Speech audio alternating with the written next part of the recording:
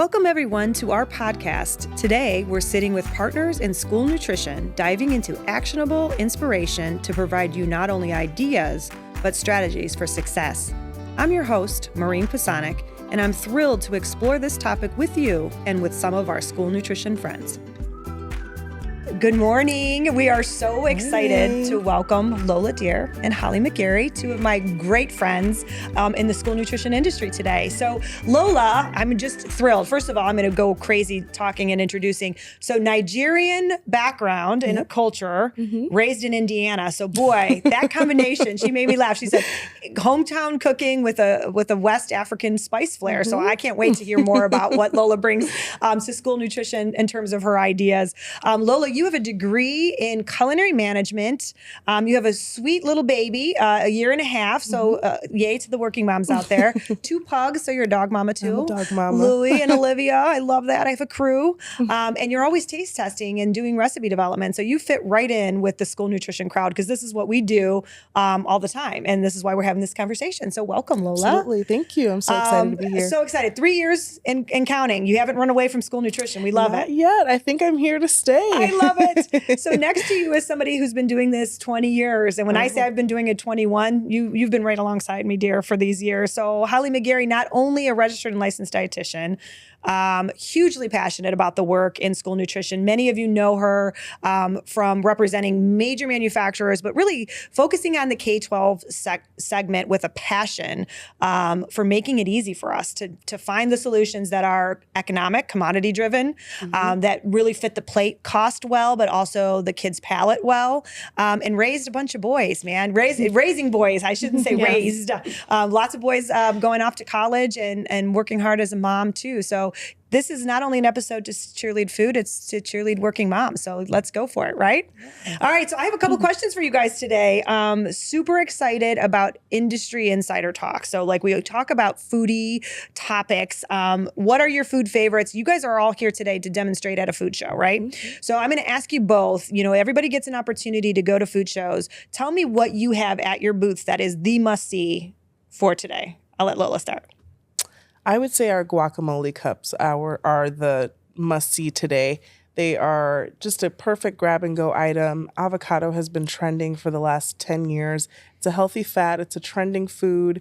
The grab-and-go option just makes it nice and easy. We've had the same Western guacamole formulation for a few years now, but never in a 2-ounce PC that you can take with you. So being able to do walking tacos and second chance kind of breakfast protein pack or avocado toast with that 2-ounce cup is awesome. And it's really tasty. Oh, I love that. So that's like people can value up too. Absolutely. They're walking nachos, but they can also put it in a little bistro pack. I love that idea. I also love that it's IW because as much as I love guacamole, nobody likes it when it turns that funky brown. So it keeps it fresh. It keeps it safe and sealed in a nice green package. I love that. Yep. How about you, Hal? So I would say we're doing a lot of cross-marketing. So one item that I have today is our ultimate white cheese sauce from Land O'Lakes. And it's a commodity item, but it's also so versatile. So we have it in hot applications as well as cold applications to try to show that you can do a lot of cross-marketing. And we've got, some other commodity items mixed in with it.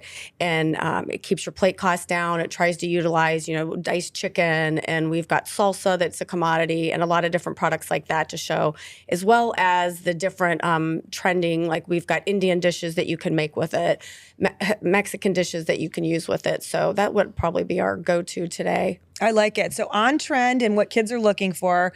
And so the back of the house, some of our customers are the people we sell to in K-12, right? So in the back of the house, there's nothing better than finding one product that's like the jackpot product where you can use it and spice it up in different ways. So my next question to you is with tips on, maximizing budgets, looking at food costs. Everybody's kind of worried about that. We talk about value add and kids' favorite, but we also talk about commodity. Talk to me a little bit about what Simplot's doing to address the economics of the plate and what you all have in your varieties offered to schools. So we actually exited the commodity program. So we are only a commercial supplier of fruits, vegetables, potatoes, and grains. But I would say that we always educate our customers to really look at the bottom line. Your beef prices are increasing consistently. potatoes can be the same price as your pantry staples. So looking at your potato price and buying commercially sometimes makes a lot of sense for operators. We're seeing a lot of our K-12 customers come back to commercial potato after processing commodities for decades. And I would say that as sort of an expert in the potato field, they are an item that can go through all day parts, and they're fairly inexpensive on your plate. And they're something that students know and love, and being able to diversify a potato in so many different fun ways for all day parts is definitely one way that I try to kind of help food service directors with their budget and bottom line. I love that. We talk about the center of the plate being usually the highest cost. So the protein, focusing on commodity proteins and then really valuing what exists around that protein. I totally dig that. And I will tell you a funny story. The choice bowl in most of our schools is a mashed potato bowl, right? And so if you can get a really good quality mashed potato that those kids want,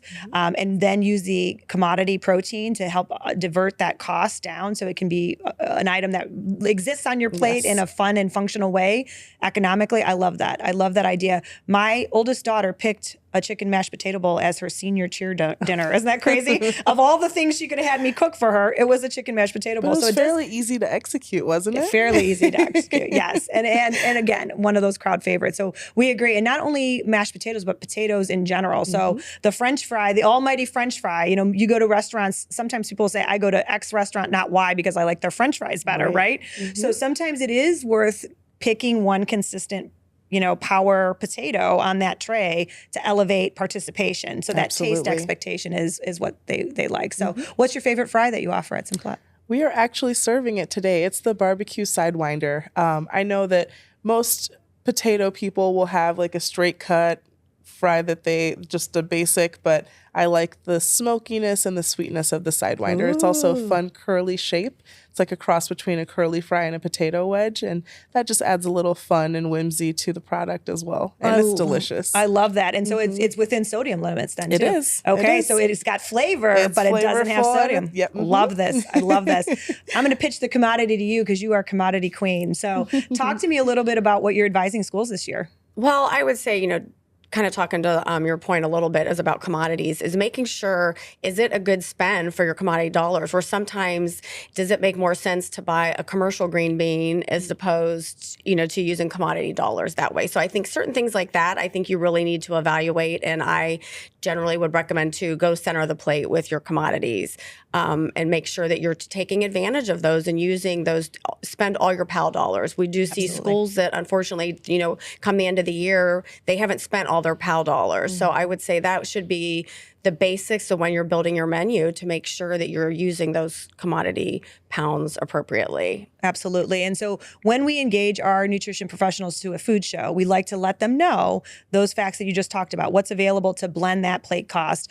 What's your favorite commodity out there this year that we think, I did a whole presentation on chicken because I just think chicken is it, right? Yes. Always. But what do you think? Well, and I think too, like I said, we were talking about some of the recipes that we have today. We've got a lot of cross marketing where we have a lot of our Gold Kiss chicken products, and we have a Land O'Lakes item, and we've got a ramen noodle with it, and we've got a sauce to kick it up a little bit just to have something more spicy and flavorful. But I think with our diced chicken, you can use it in a million different recipes. And here's a commodity chicken product that you can use hot, and you can use it cold, and you can put it on a pizza, or you can, it's just so versatile. And I think that kids love chicken. I mean, I would say, chicken and pizza are generally your most popular days on a school menu. Yep.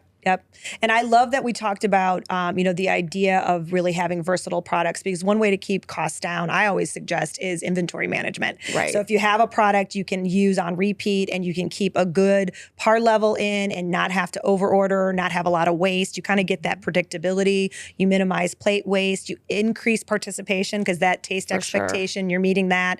So yes, we're always coaching cycle menu management and ways that schools can be smart, but still be really really customer forward and really think about that from a flavor standpoint. Right. Speaking of flavor, I could not have two of my favorite people talking about food without thinking about spice. And so we know that sugar and sodium are like the bane of, like everybody says, it's got to be whole grain and low sugar and low salt, but it can't be low flavor. So if you were to challenge schools to think differently about flavor, I'll start with Lola again, because I'm really, West African spice might be like my next new favorite thing to investigate, because, it's just really intriguing that we have such global taste buds that we serve in schools.